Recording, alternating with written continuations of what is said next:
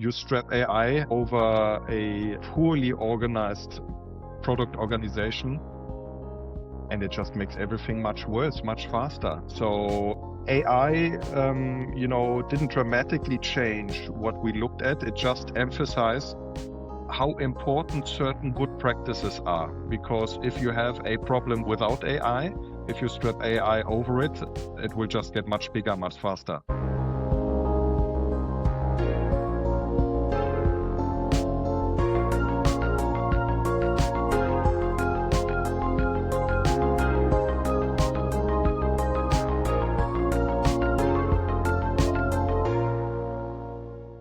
Hi everyone, welcome back on Oleum. As usual, I'm with my good friend Marcus. Marcus, hi.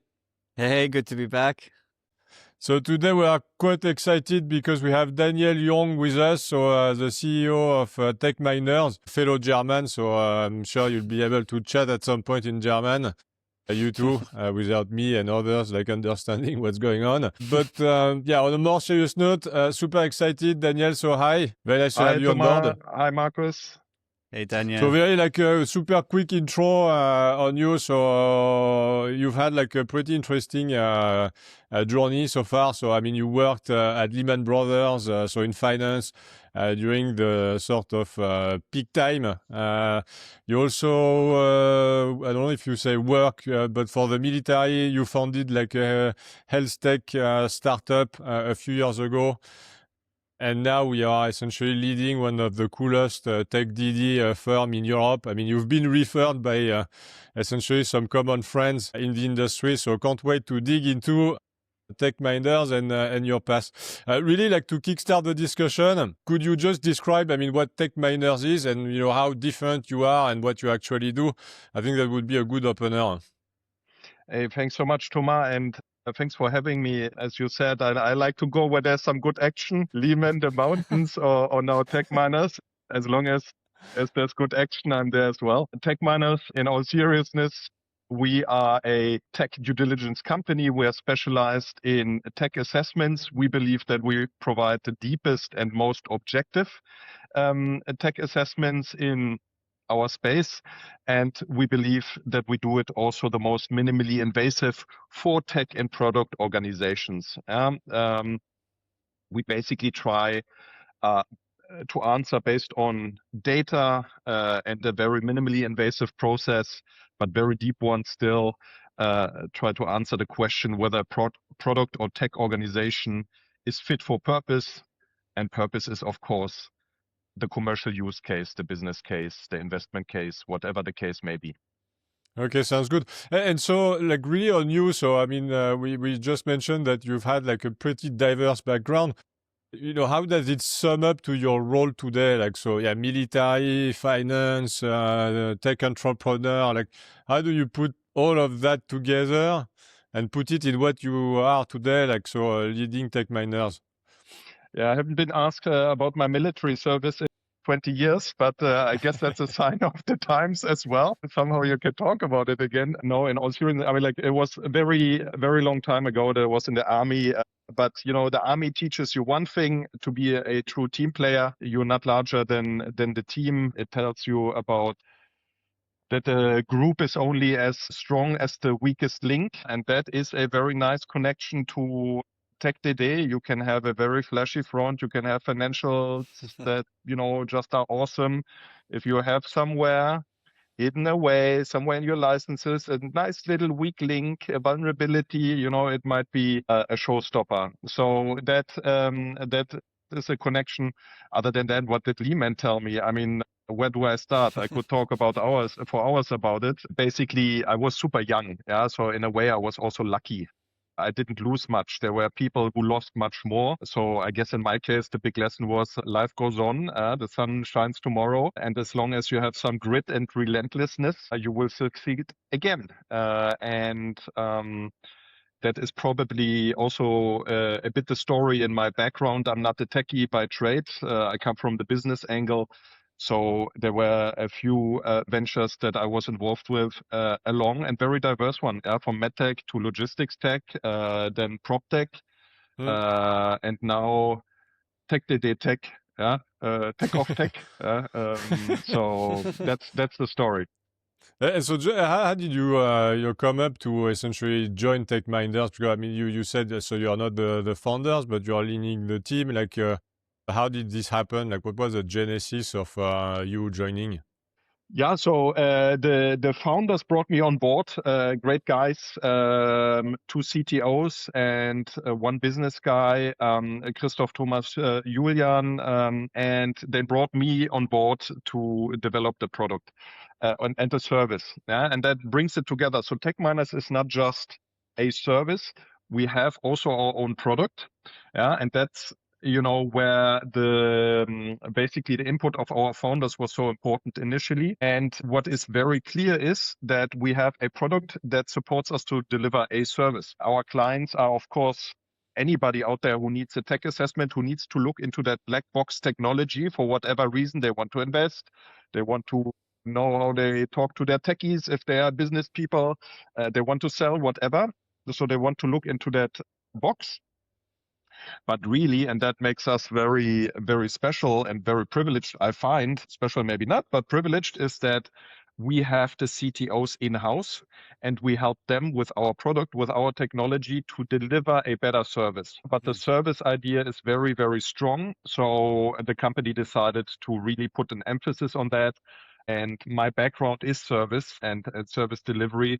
So it's basically a slight shift of nuance, I would say, away from a very product focused approach to a service supported by product approach.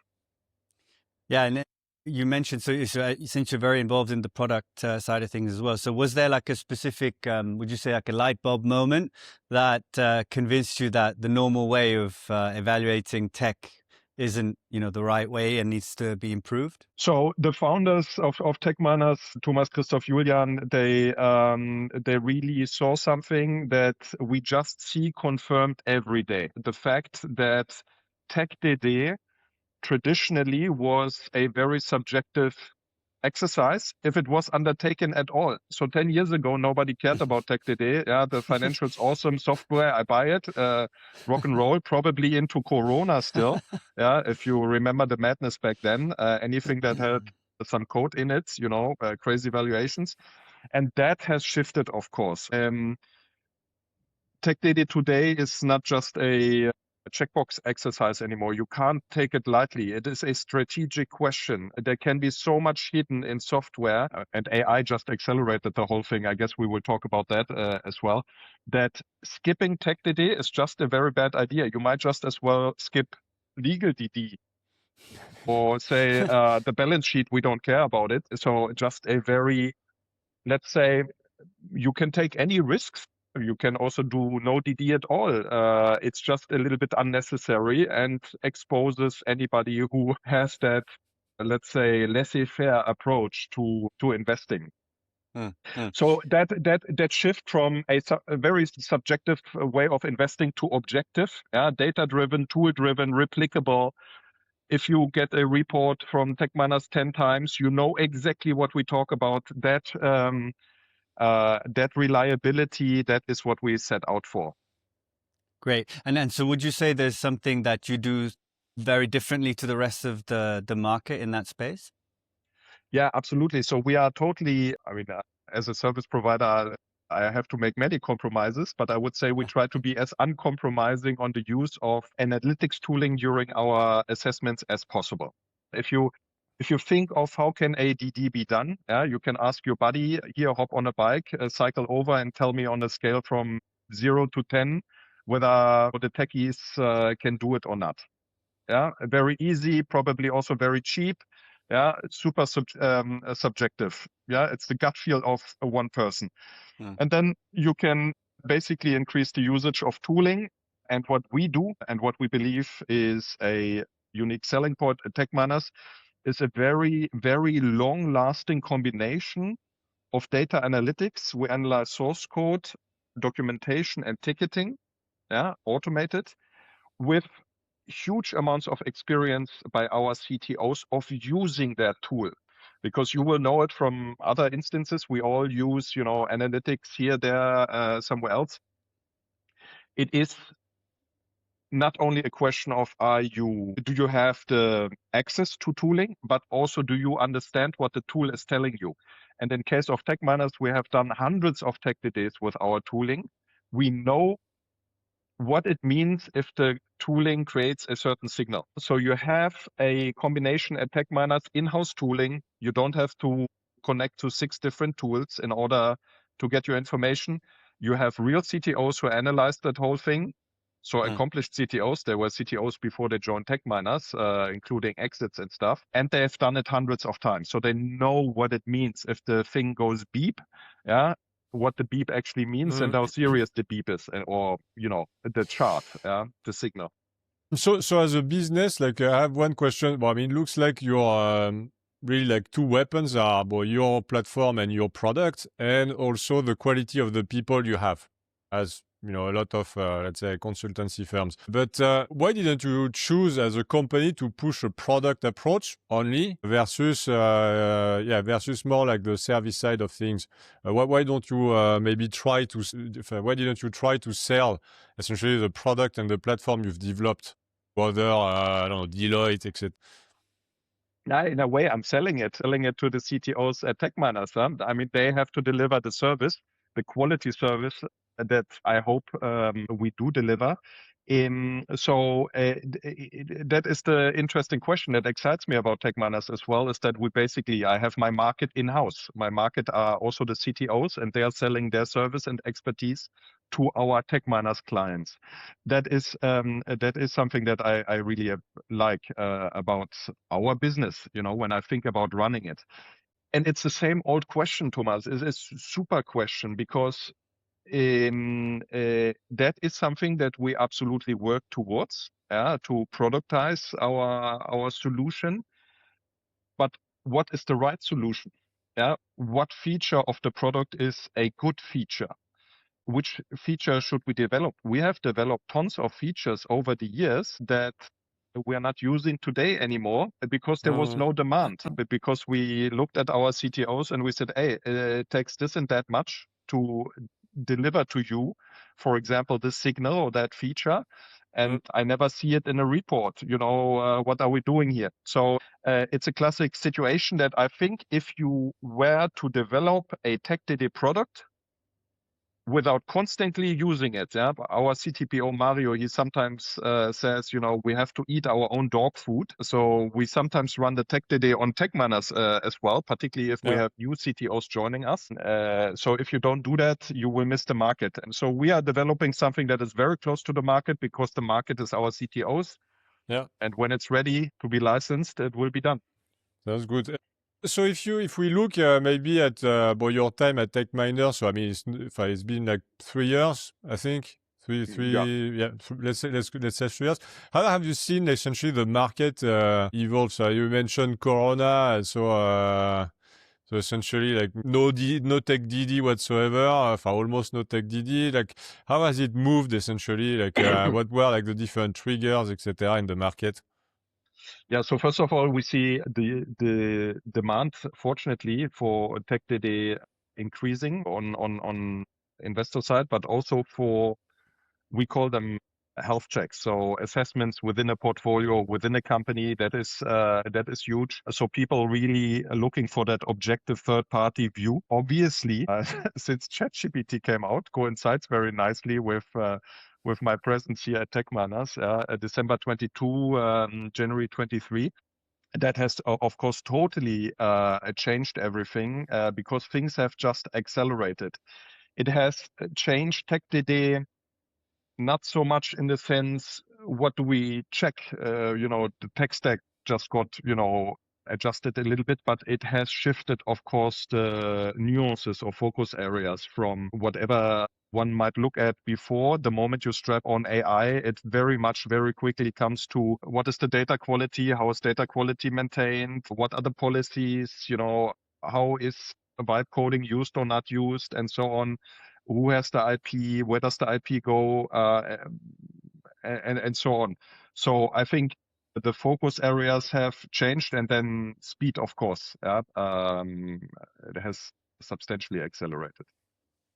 Yeah, that's interesting. Yeah, I didn't even think of the vibe coding side, because I guess, so many apps must be using AI at the moment to improve the speed. And that's really interesting. In terms of the internal, the team, how did that grow, and what's been the most biggest internal shift since you started scaling the team? That is a good question. Basically, that awareness to if we listen very much to our CTOs, what they have to say about the product, then we are effectively listening to the market. If you look at our CTOs with dozens of or even hundreds in some cases of tech DDs under the TechMiners brand, that's a wealth of experience. And, that's not something that I just say to, kind of inflate TechMiners. It's a matter of fact. If you have looked as a CTO with your own preferences and own frameworks and stuff, how you did stuff, but you looked at 100 other instances of how other people do it, that is an incredible enrichment. So that focus shift and that real commitment to always having CTOs as our consultants, that has really helped foster the quality of our service.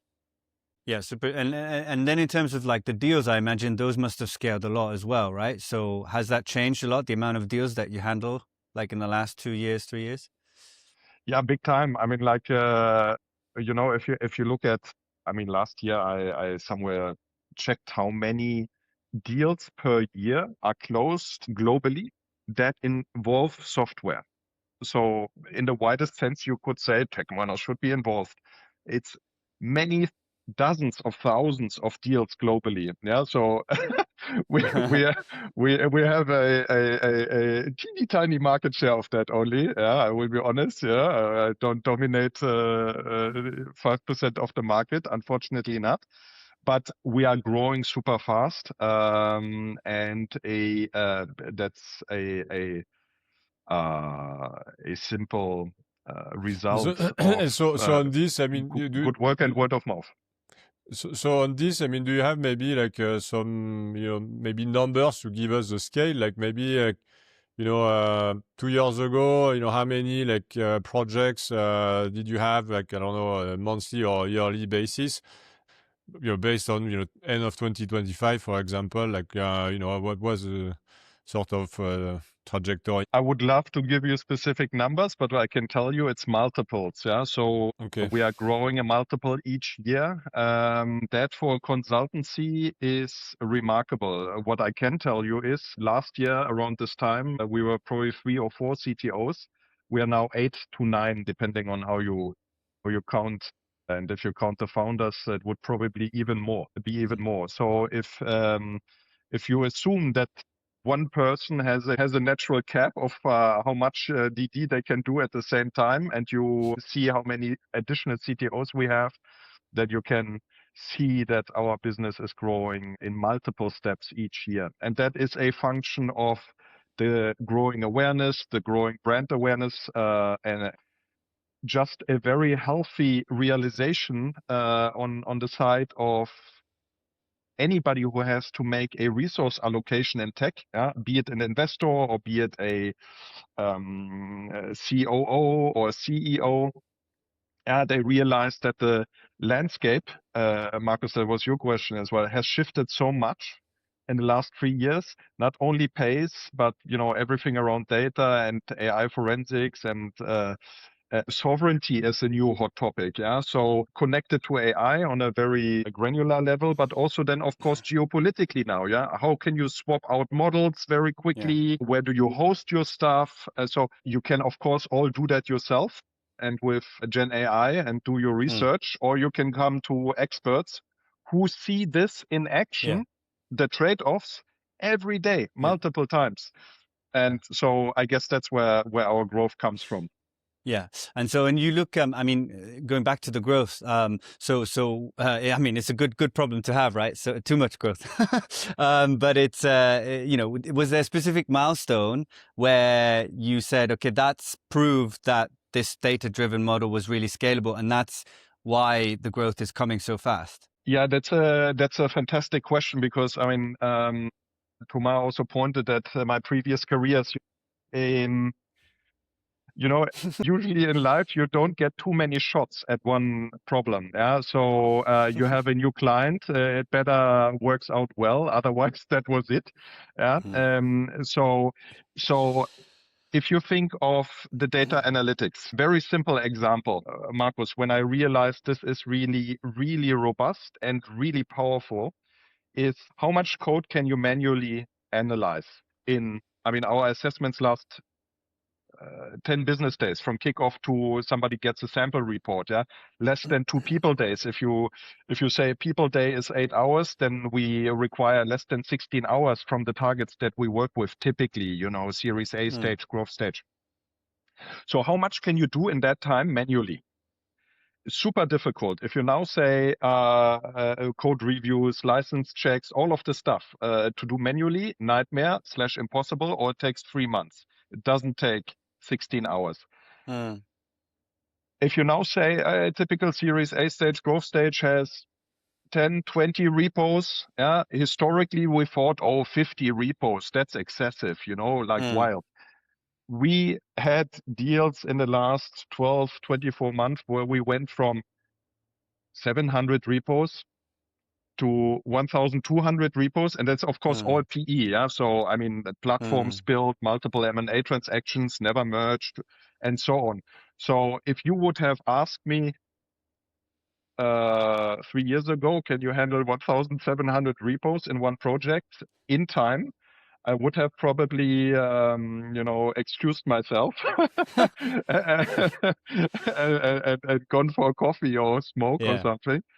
I realized when we handled hundreds and thousands of repos, as a simple, rule of thumb for you, or like a gauge, that this is something that is robust in our case and very unique. And if you then overlay the experience on it, then it becomes really powerful. And so who actually perform? I mean, just digging into, you mentioned that, I think you're talking about like different repos and also the actual process that you go into. So who does I mean, for a layman like myself, who does the DD? Like, what kind of profile is it? Is it an individual? And like, why is that profile so important?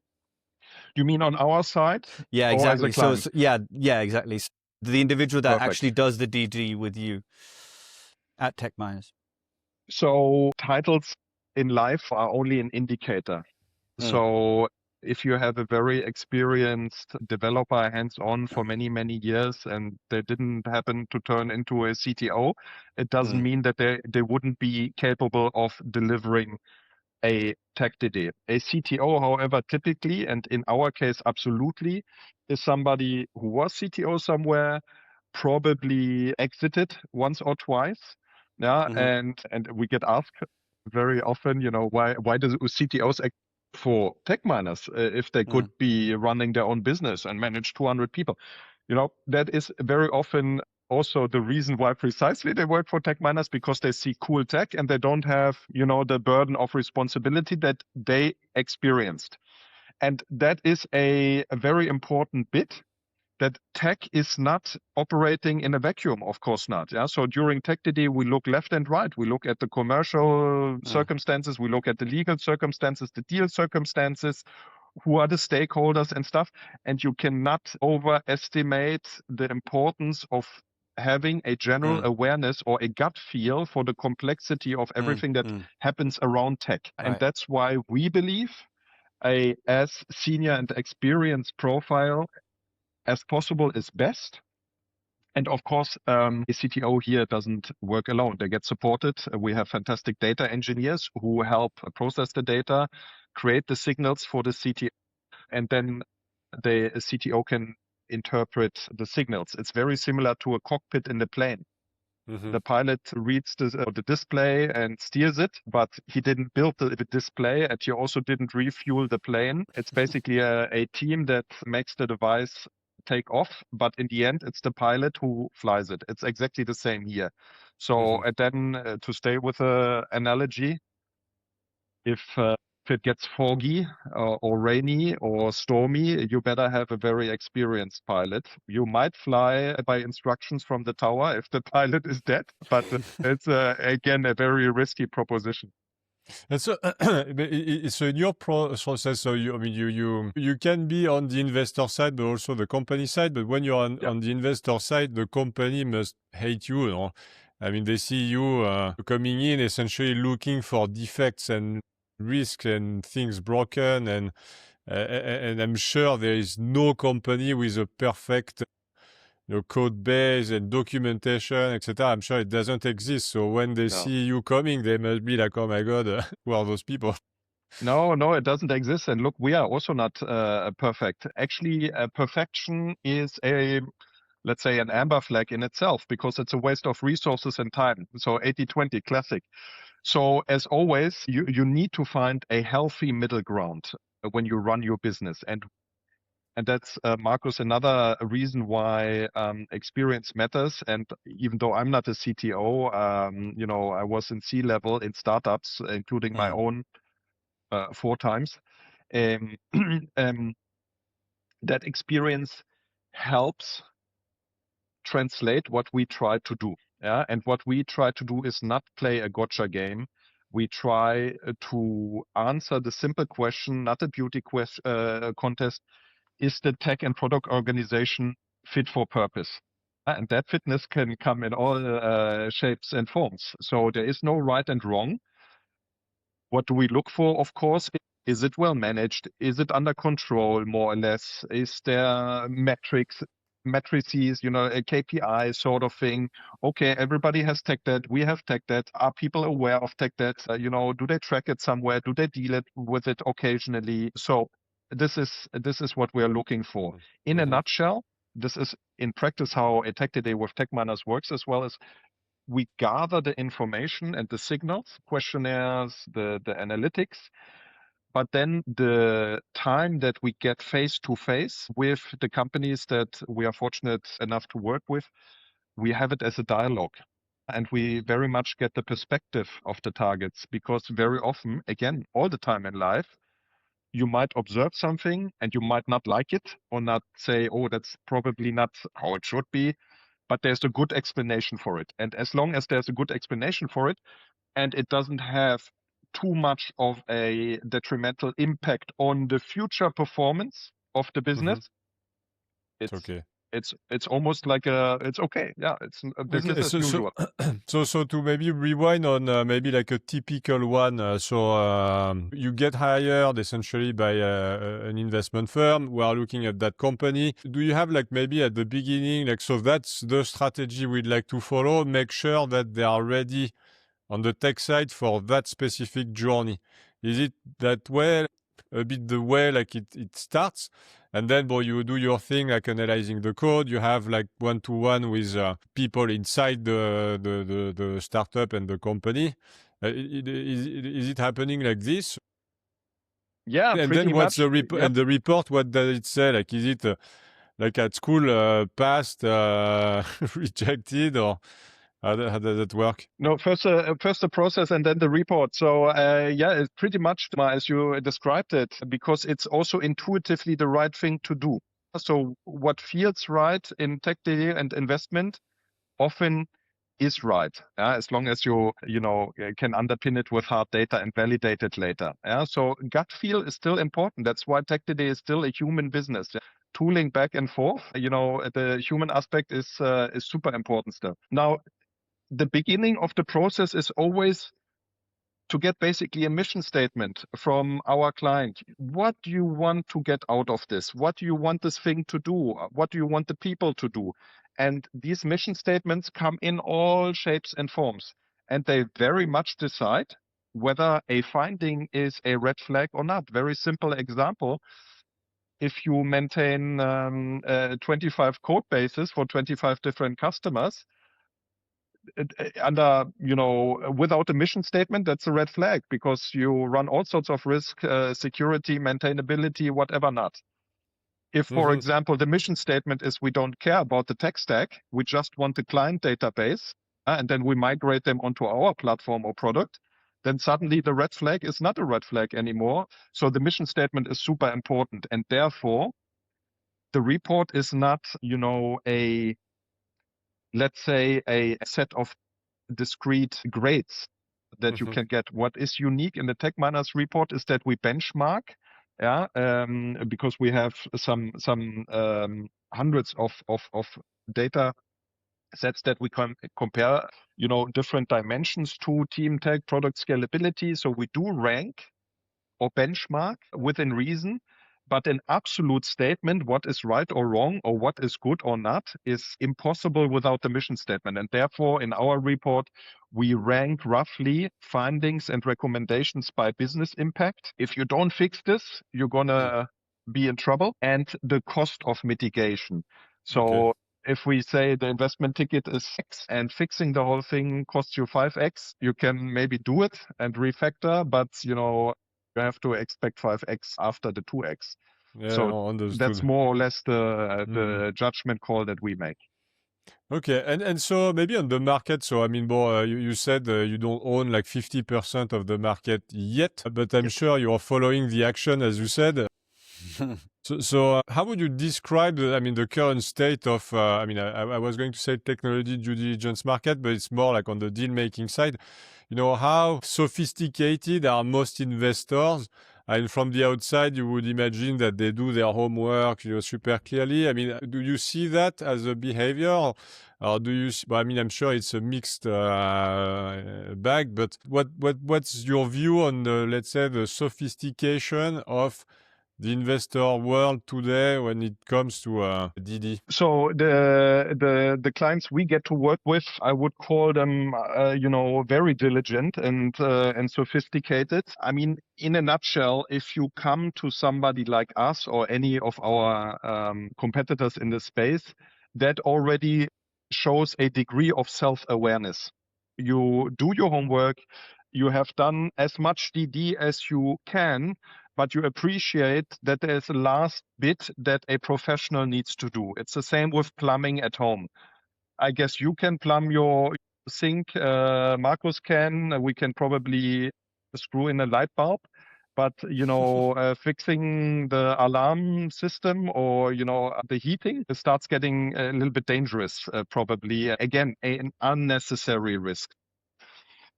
Basically what we see outside in, and not talking just about our client base, but there is a huge amount of people who think they can do it themselves, and they get very far. They get to a reasonably okay level of confidence. If we say on a scale from 0 to 10, they probably get to a 6 or 7. And then you have basically just a distinction between the people who know that they are a 7 and the people who think they are a 9 in terms of expertise, but they're really a 6 or 7. And the people who are self-aware that say we get very far with what we know, and we are probably a 7, they come then to TechMiners and say, give us an 8 or 9 in terms of confidence. Yeah.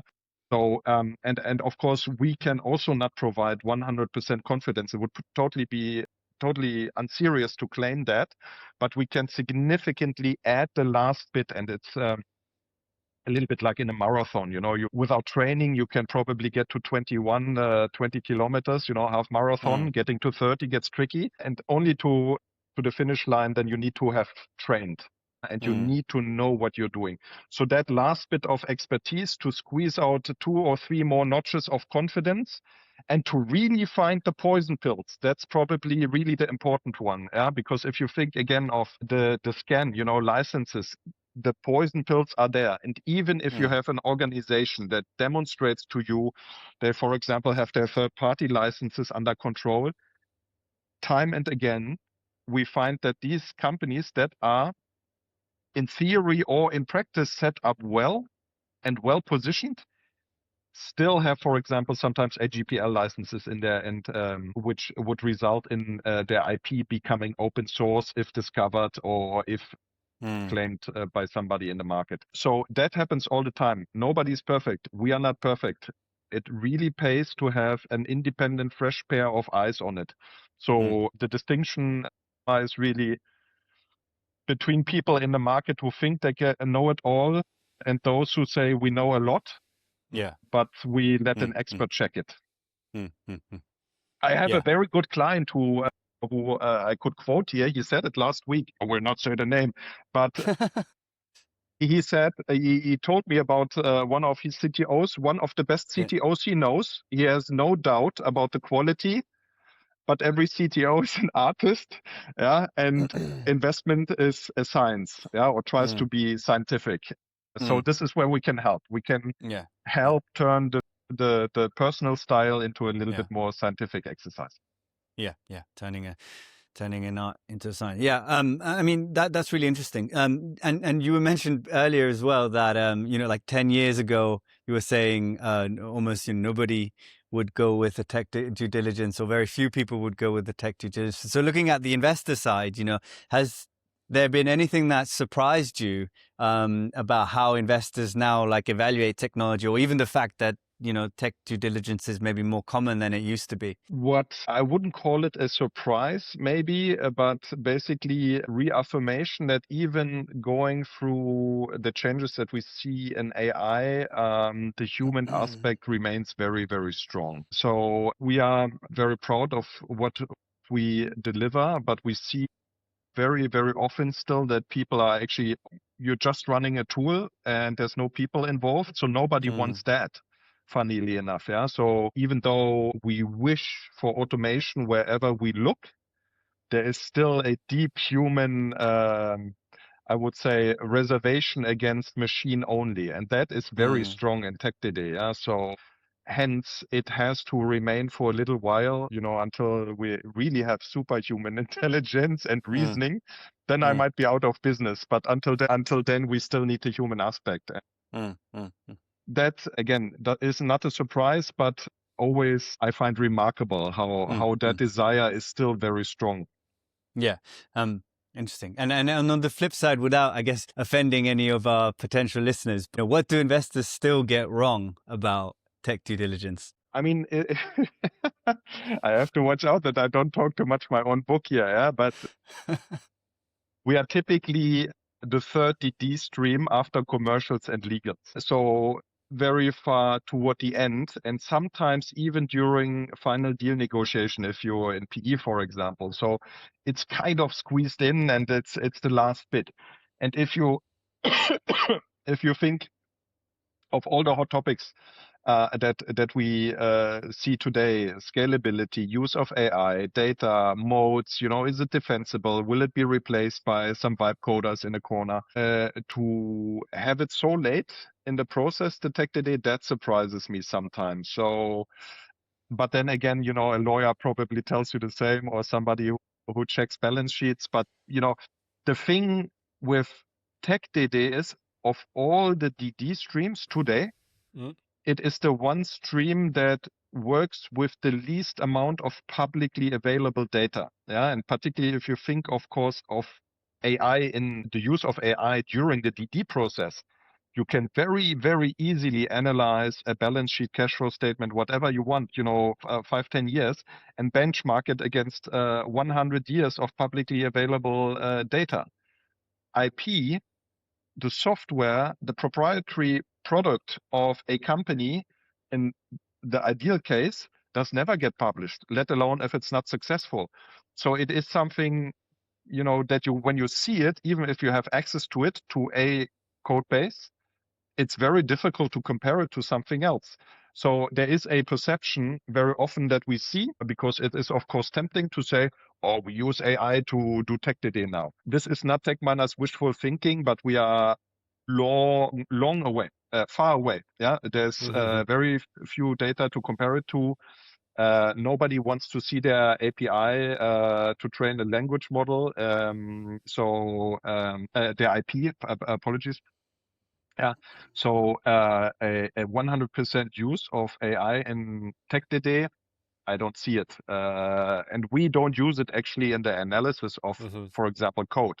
Whereas in the financial DD, it is in heavy use. But there you have the data available. That makes sense. In No, tech DD, it's interesting, that hierarchy, because you would think that, particularly for some sort of very recent company, you would say, okay, is the product relatively robust?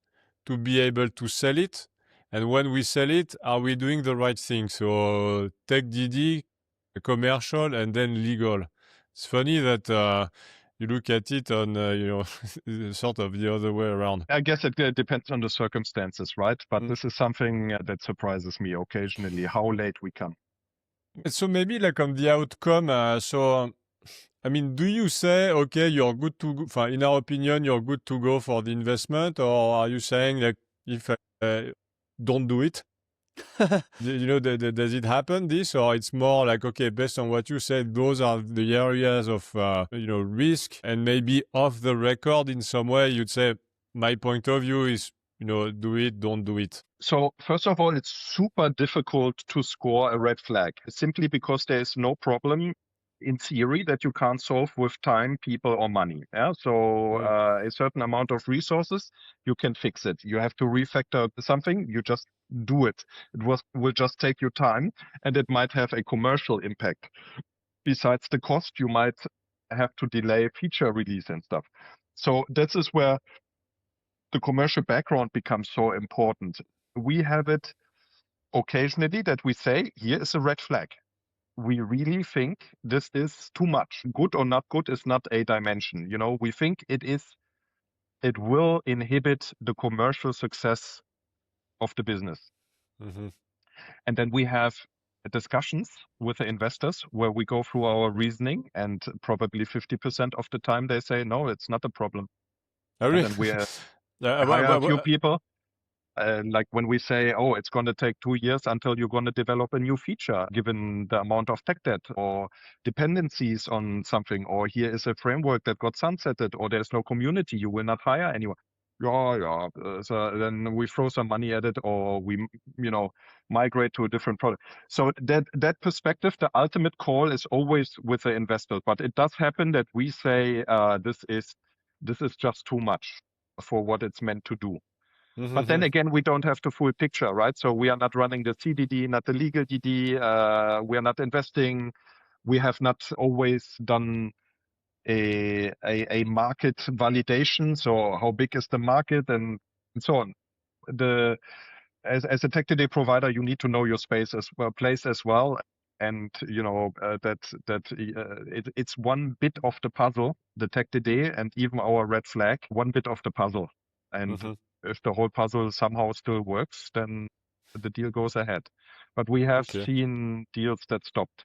But we see ourselves as deal supporters. So it's very important. We don't just cherry pick. Oh, the light went off. I hope you can still see me. It looks like I sit in the bunker now. The bad cave. Bad cave. Yeah. So yeah, the red flag that we find might not always become a red flag in the end. So yeah, the bottom line is like you are more like with a positive mindset, trying to understand how the deal can happen, but at the same time, and then the recommendations, how to make it work, or even better going forward. Okay. The recommendation bit is very important. It's a strategic exercise. And so out of like the investor community, how much of that community is essentially equipped to understand tech? Because anybody with like a common sense could potentially understand commercial dynamics, markets growing, decreasing. They could understand legal stuff too, HR stuff and so on. But tech sounds like you know or you don't know. So how much of the investor community is essentially equipped to understand those things? Fantastic question. Most of them are intellectually equipped. Of course, they could do it just as much as we could do it, but they don't have the time and the other resources. So resources being time, tooling, experience. There is a difference between you do that because you read up about it and watched a few YouTube videos, and you get deal flow along the way, or you learned it, applied it, and now look at many different deals in a very short period of time. The changes in AI are so fast, so quick. Last year agents, now MCP, I was told by my CTPO, MCPs also from yesterday, is every 2 weeks something new. So yesterday I heard about the platform Rent a Human, where AI agents actually can rent a human in order to, I haven't fully looked into it yet, but I almost fell off the chair how quickly that happened. So there you go. You need somebody who does nothing else than that. Again, it's like the plumber. You can do it yourself. Is it a good idea? Probably not. So our investors are incredibly sophisticated, particularly with a wide view, connecting the dots. But when it comes to finding the goodies in a code base or in ticketing or documentation, understanding who are the key people, you better bring in somebody who does it all day long. Yes, yeah. Super I'm going to interesting. move to turn my light on, yeah, for Marcus, sure. before you. Yeah, here's the button. I was thinking Sorry, it's already dark in Berlin. I hope that wasn't a problem for the recording. It's That's okay. fine. We'll cut. Yeah. So moving on to digging into a little bit deeper into the AI side of things. So we see AI in almost every pitch deck now, right? So it's difficult sometimes to distinguish between the opportunities that are really AI and not. So how do you when you go into the detail on the DD side, how do you look at the defensibility from whether it's really AI or if it's just kind of more of like a glorified prompting business? That's such a good question, because the answer is not, simple. You have to look at it from many different perspectives. You have to look at very simple.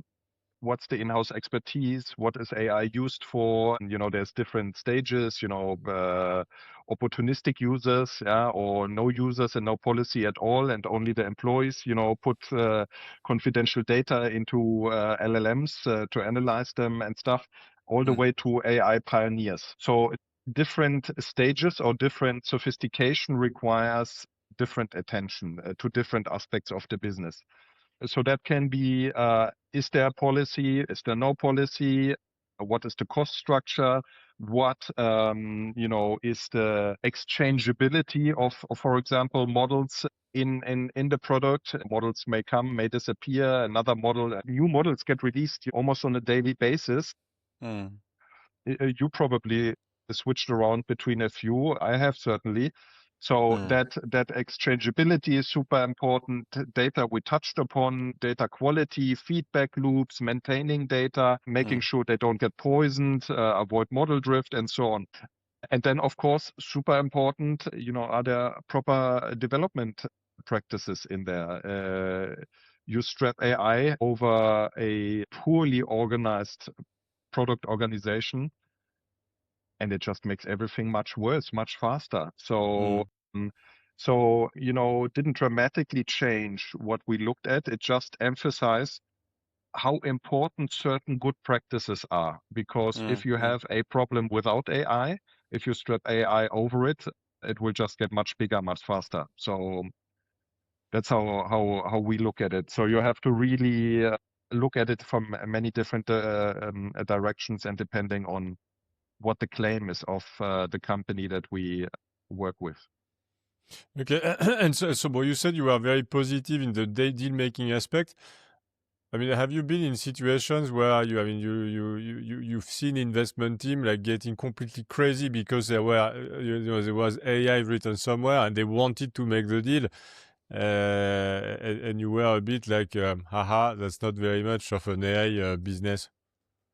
Yeah, we have that. We don't have that so often, because it goes a little bit to your question as well. How sophisticated are our partners? And they are. So we get a very curated part of the market to see. They went through a lot of conversations on, but we have it every now and then that there's an AI label or some capability, and it's just not there. It is blatantly obvious that it can be very easily replaced because there's no mode. So that we see, I wouldn't say on a regular basis, also ongoing, permanently, but I would say every few weeks we have one of these cases. And so talking about things you discover, I mean, any example you could share about things you've discovered that would have been absolutely catastrophic for a deal? Yeah, catastrophic, again, depends very much on the circumstances, right? So what is truly catastrophic? Catastrophic is something that really puts you out of business beyond repair, right? And that could be a license infringement. That could be a severe vulnerability. So very often, I mean, nobody talks their own tech down, right? So we usually get told everything is okay. There's not much to see here, hoppy hop, do your thing, but then, there's not much there. And then we run, for example, our scan. We see not only is the amount of tech debt big, that is a finding or like an observation in itself. But then we also say or find that the quality is of the tech debt is of a degree that it can become dangerous. So we often found and find severe vulnerabilities. Then that is then truly, if you think of medtech, fintech, or any tech where you have sensitive data, that then becomes very, very quickly very dangerous. If nobody knows about the vulnerability, fine. Where there is no accuser in law, you would say, there is no judge. So if you lose your key for your house and nobody knows where your house is, it's not a problem. But if somebody knows where your house is, it's suddenly a problem. So that we find on a regular basis, but it's also very easy to fix. The same with a GPL license or any other license infringement. You can usually fix them. It's a question of, how fast, and sometimes it is a matter of a couple of hours. And before we even finished our report, the issue is solved. So there's a lot of things that we see if they go unattended and the wrong people find them, that would be catastrophic. Would they be deal catastrophic? No, because a deal happens or it doesn't happen, or the premium gets adjusted. So I understand, I mean, a lot of it comes down to openness, like dialogue, essentially trust. On the trust side, I mean, I think I've read like one of your recent posts on LinkedIn where you essentially said trust is more related to documentation than the quality of the code. I mean, can you maybe elaborate on this and how you essentially came up with the relation? Yeah, I mean, trust is super important. When we look at the companies that we work with, that we analyze, openness is a prerequisite. But at the same time, we have to prove that we are, very respectful of their work and their IP. So we have to show that we also apply rigorous practices. That's why we are SOC 2 Type 2 certified. It basically shows that we follow ourselves, not imaginary TechMiners guidelines, but actual good market practice guideline that serious people devise and monitor and certify. So we are audited ourselves. And then it's that's basically it. Yeah, claiming that you're safe versus being able to prove that it is sufficiently safe to work with us. Yeah, and if you still have concerns working with TechMiners, ask for an NDA. We're happy to sign it. And then it's pretty safe. Ask us what the shape of our report is. You ask about it. It's a PDF report. No, not a single line of code, not a document is shared with our clients that basically contract us. So there's, again, multiple layers of security, but SOC 2 Type 2 is really, it's not just us saying it, it's somebody else saying it about TechMiners that it's safe. So what is this, like SOC 2, by the way? I mean, if you can describe what it is, Effectively, it's an audit around good practice, for data handling, even access to the sites, that we follow best practices about, safety, security, data handling ourselves. Okay, great. So you've seen so many different organizations. You've kind of peeked under the hood, so to speak, and seen the technical detail. So I'd be just interested to see, from your point of view, what defines a truly scalable tech team? Yeah, that's a good question, and that's probably one of the things that tend to be overlooked. Tech and tech stack and code and nice up-to-date code, all of this is fine, but usually it is just the expression of how well-run the organization is. So a truly well-defined software development lifecycle is super important.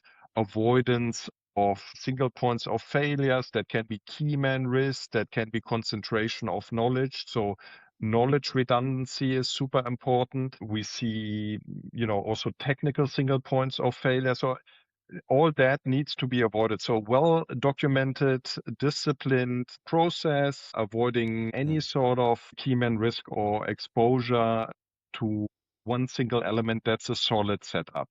And then you can usually work with it. And those are also the prerequisites to, by the way, introducing AI. This is something that we have seen over the last few years, that it tends to be actually the mature businesses that were disciplined developers and product organization before AI. They are more likely to succeed with the introduction of AI than, for example, AI native companies. If you have, and we touched on it earlier, if you don't have yet the discipline and the processes and you add AI to it, it gets wild very quickly. So we see higher amounts of tech debt in AI native businesses than in established businesses. Interesting. And yeah, I mean, just talking about tech debt. So when does that then really turn into an investment risk? Have you ever seen that? Yeah, we've seen that often, actually, that it is approaching. And again, there's a few aspects to the tech debt question. The first question is always, how much is there and how severe is it? Quantity and quality. Then the question is the team aware of it or not? Do they have if not, not so good. If they are aware, do they have a plan? And so on. And tech debt that is just unmaintained can lead to tech bankruptcy. Just unmaintainable code, security vulnerability. If you have 15 different code bases for your customers, one is on version 1.3, the other on 2.4, where do you even start? And then you might have a security vulnerability somewhere. They never update it. So to address that one, they probably have to refactor at their end. So it's a nightmare. So it is a cost question, an efficiency question. Do you tackle constantly and are occupied and distracted by tech debt, or do you spend time on new features? It's a security question, and a little bit tech debt here and there, absolutely normal and expected. Too much of it can lead to tech bankruptcy very quickly. Okay. And so in the process, so I mean, I'm a founder or a CTO of a company you will run a DD on. What do I need to do, like to be prepared, like to essentially make you happy, show you that we are trustworthy, organized, etc.? Yeah, we of course want to make the companies happy and the investors or whoever mandates us. So our happiness is their happiness. But what we can recommend in order for them to have a pleasant experience, get most out of the tech today. Yeah, we all have better things to do. We all would like to sit at the beach and have a caipirinha, but sometimes we have to do tech today. So there's probably three aspects. The first is mindset. I would recommend to every venture or even very mature business, be open to grant us far-reaching read-only access to your system. So we want to see source code ticketing and documentation, or read-only and so on. Artificial secrecy around this, or saying, oh, it's not safe and so on. I know how it feels. As a founder, I was in the shoes as well, but there's very many mechanisms how to make it a safe exercise. Read only is the simple example. Ask for an NDA, check, what the end product looks like, make us say it to you if we don't say it already by ourselves, that we will not share a single line of code or document with our client, but a PDF report that is anonymized with aggregated results. And then becomes easier to open up. But the principal readiness to be open. If you are not, that may be a sign that you try to cover something up, that you don't understand really what secure procedures are. Like even sharing code is not inherently unsafe. It's the way you do it. And if you say, oh, it's unsafe and there's no way of doing it properly, it is probably an indication already of your organizational maturity, actually. That statement alone. So a general openness whilst being cautious, as always in life. The second thing is, of course, to have a minimal set of documents and documentation ready, org charts, architectural diagrams, this, that, and the other, updated policies. Creating documents for the exercise is usually not helpful because the exercise would show it that these documents are not in use or were never in use and were just produced for show. So a little subset is important. And then the last bit is make sure that everybody who's involved in the process is on the same side. Why is this exercise happening? What is the outcome going to look like? Are they going to get something out of it? Be proactive during the process. If TechMiners asks you a question, ask why. If you are in doubt, why is it interesting to you? We will always happily explain. But basically a preparedness of the tech team, in our case, around the business case and what the purpose is of the exercise. If that is not there, then it becomes automatically a very defensive situation, because then we are indeed viewed as somebody coming from outside rather than what we are, which is an independent intermediary trying to help with a transaction. We try to make everybody comfortable. So the more the team is comfortable, and, Markus, in German, we would say, es ruht in sich selbst. Yeah, it is comfortable in itself, the better it is for the process. Yeah. So really Do you share the report with the company in the end? Or? We don't, because it's the property of our clients, but we always write it and invite our clients so that it's shared with the companies that we assessed if the company is not our client directly. Yeah, so we absolutely always invite sharing of the report, because we write the report with recommendations, and it would hurt us if they disappear in some sort of drawer. So we also say to our clients, even when the target is not listening, look, no matter how this deal proceeds, please share it with the target, because they invested time here, goodwill, faith. They showed us a lot. They took the time. They were probably also nice and open and helpful. So share it with them so that they become better as a team. That's always part of the assessment.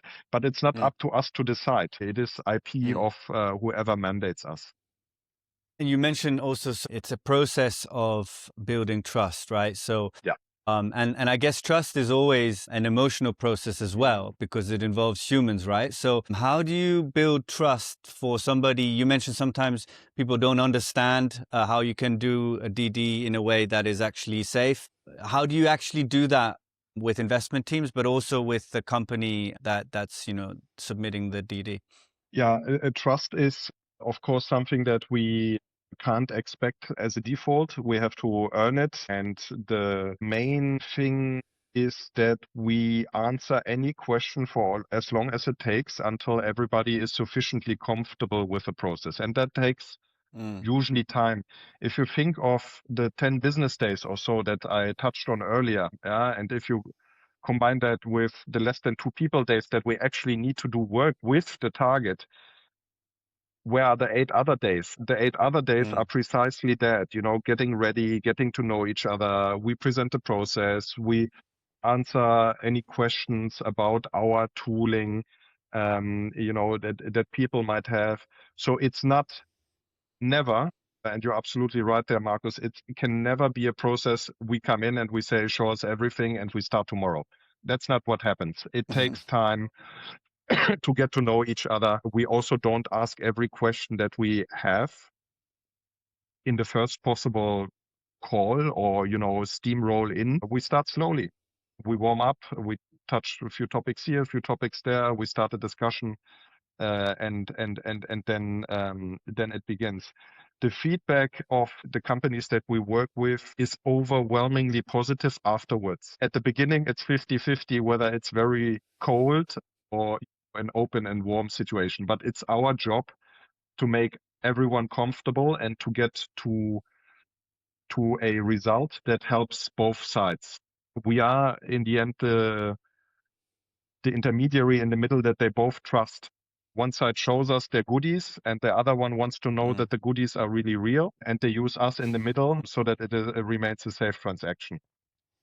And so about like the way you sell as a business, like TechMiners, I mean, how do you do things? I mean, is it mostly like word of mouth? Like, I mean, are you doing like, I mean, I don't know, a lot of events? What is working for you as a service/product company? And then a super important question. It's an incredibly human business, Thomas, and probably our clients are listening, or maybe future clients. They will know it much better. Word of mouth is incredibly important. What we do is a service that when you don't know TechMiners yet, or if you choose any service provider in the DD space, legal DD, tech DD, commercial DD, it's a leap of faith because you ask somebody, give us your opinion, and your opinion will actually form part of my investment decision or resource allocation decision, will be part of the decision whether I continue with my co-founder or not, will be part of the decision, can we sell in 6 months or do we have to wait 2 years?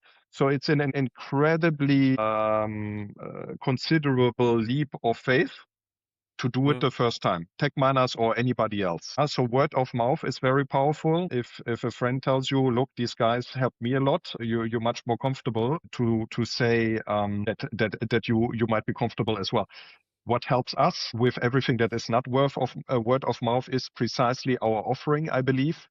It is data-driven, it is objective, and because it's the least subjective offering out there in the market, we believe it is also a smaller leap of faith to say we give TechMiners a shot. I hope and I believe, and so far I haven't heard much to the contrary. So yeah, lots of events as well. It is a very human business still. Again, when superhuman intelligence and reasoning comes, might get Can you hot share for the us. name of your best client?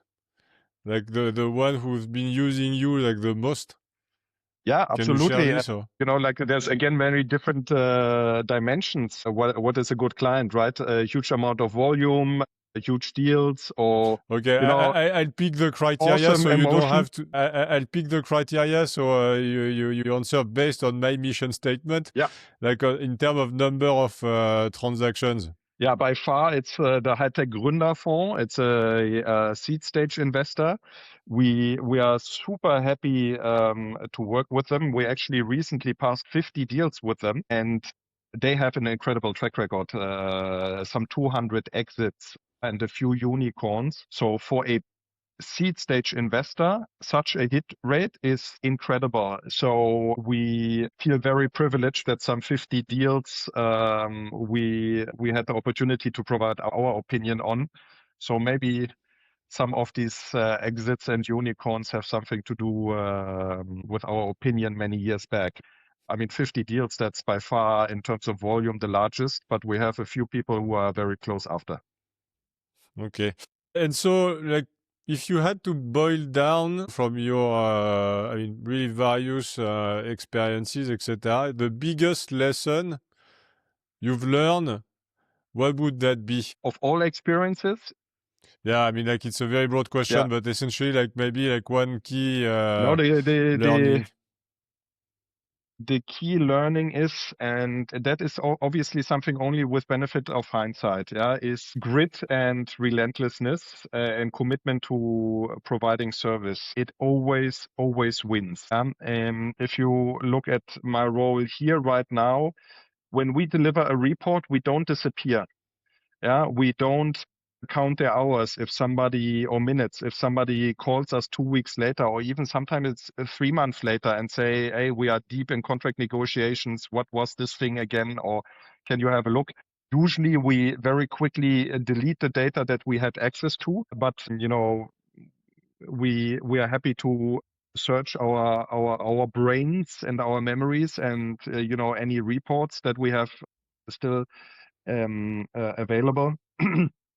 So we never count the minutes, and that is something that I hope is appreciated. Our traction speaks to it, and it was the same in all my roles before. Yeah, if you're a nitpicker and you make it difficult to be worked with, the journey will be very short. And it's something that we absolutely don't do here. We have a very strong set of standards, I believe, rather than rules, right? It actually drives my CTO crazy. My TechMiners CTO, Mario, my co-MD, he is the process enforcer, but we have a very strong set of standards as well that serve as a guardrail. So you have standards and you have grit and commitment to your clients that will almost always lead to some success, be it the initial desired success or, stuff like Corona can still happen. I was in prop tech and hospitality at the time. That didn't end well for me. So, against the global pandemic, no level of relentlessness. The grit and the discipline didn't do much. No, not in the moment, but, it helps you to, of course, kickstart and get going with the next thing. So that's my biggest lesson. If you have grit and relentlessness, it will work out. That's good. And maybe to essentially close our chat, if you had to name 2 persons we should have with us on the show, who would they be and why? There's probably a lot of people. Don't say Elon Musk or Bill Gates, because it's going to be... Somebody who I really enjoy listening to, talking to, and reading from almost on a daily basis, the reading at least, is Alex Prokofiev from Rollup Europe. That is a network of serial acquirers and serial acquisition, vertical market software, VMS, super hot topic. Also super interesting regarding everything around AI, because, if you think vertical market software, these are people who sit on highly proprietary data. So fantastic application areas, usually old companies as well. So a lot to play with. Super hot topic, serial acquisition. I can definitely recommend Alex. Entertaining. He will come. He will come. Yeah, he's invited. Yeah, we're already in touch. Okay. Well, then. So thanks. You will forgive me if I leave it there. But yeah, he's a great guy. But great minds think alike. Yeah, that like would to be think really I'm good. a great mind. But look, Daniel, thank you so much for your time. It was really a pleasure to learn more about tech due diligence. Even if it doesn't sound like a crazy subject and quite technical, it was super interesting to essentially have your point of view on how investor look at things, how companies react to your presence and get organized. So thank you so much, really. It was very much a pleasure to have you, and we hope we will have you again, in the near future. Anytime. Thanks, Thomas. Thanks, Markus. Dankeschön. Merci. Thank you, Daniel.